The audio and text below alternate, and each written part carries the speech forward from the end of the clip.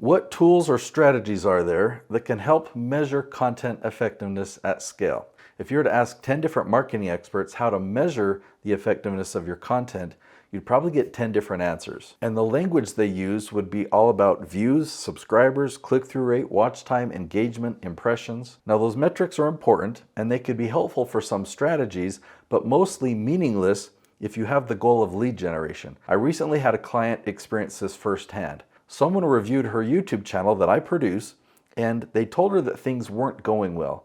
They pointed to declining views, a lower click-through rate. They talked about subscriber growth, and the report made it sound like her strategy was failing, and she was understandably concerned. So we opened a completely different set of reports, and the story changed.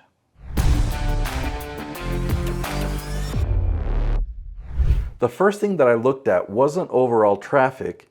We looked at search traffic because that's the strategy that we're going after. We discovered that her search traffic had actually doubled from one quarter to the next. Suggested traffic is what had declined. The report she received treated that as bad news, but I see it as very good news because we're not trying to win suggested traffic. We don't generate leads there. We generate leads from search traffic, and we're trying to own search. So then I looked at click-through rate.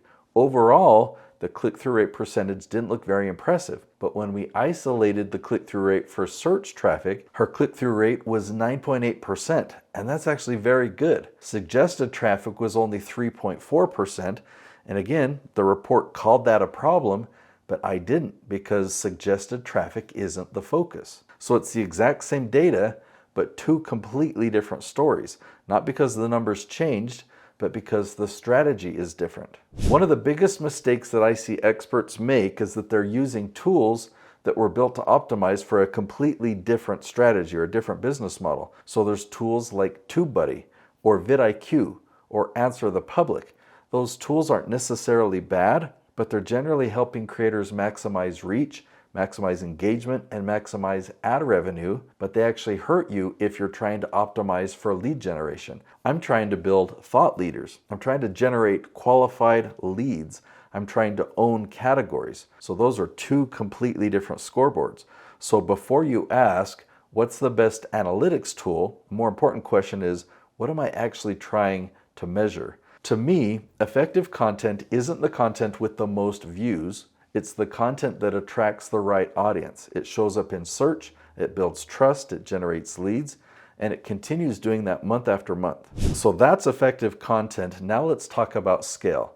When you have 10 videos, it's easy to watch each one individually. When you have 300 videos, it's impossible to track it all. Now, I don't actually focus on data from individual episodes. I measure the channel as a whole and at the branch level. So instead of asking, how did this video perform? I ask, how much search traffic did the entire channel receive this month? Was it higher than last month? See, that's the trend that I'm interested in. I'm also measuring something you won't find in YouTube analytics. I measure branch ownership. Let's say there's a branch with 30 important questions that your dream clients are asking. Every couple of weeks, I generate a ranking report. How many of those questions am I ranking at the top for?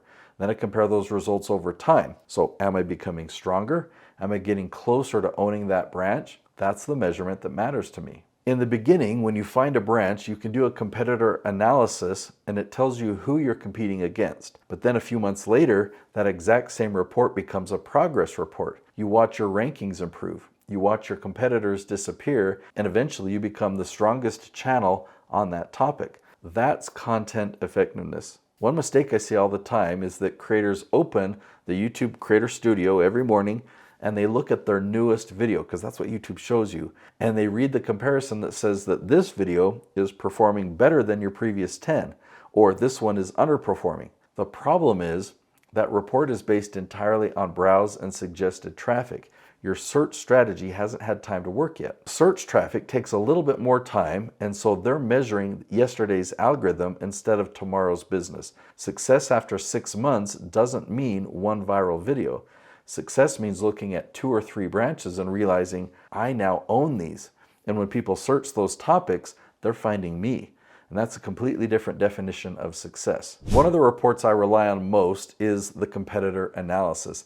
It measures every important question within a branch, and it uses a very simple scoring system. If we're ranking in the top, which is the top 3, I call that yes. If you have to scroll down further, then we call that top 20. And beyond that, if you're not in the top 20, we call that top 50. But if you're nowhere in the top 50, I just put a no, and then I color code the entire report. So a yes is green down to a no is red. And within a few seconds, I can see exactly where we're strong, where we're improving, and where we still have work to do. And as we continue publishing content, I love seeing those colors change. The reds become yellows, the yellows become greens. Eventually, an entire branch is filled with green.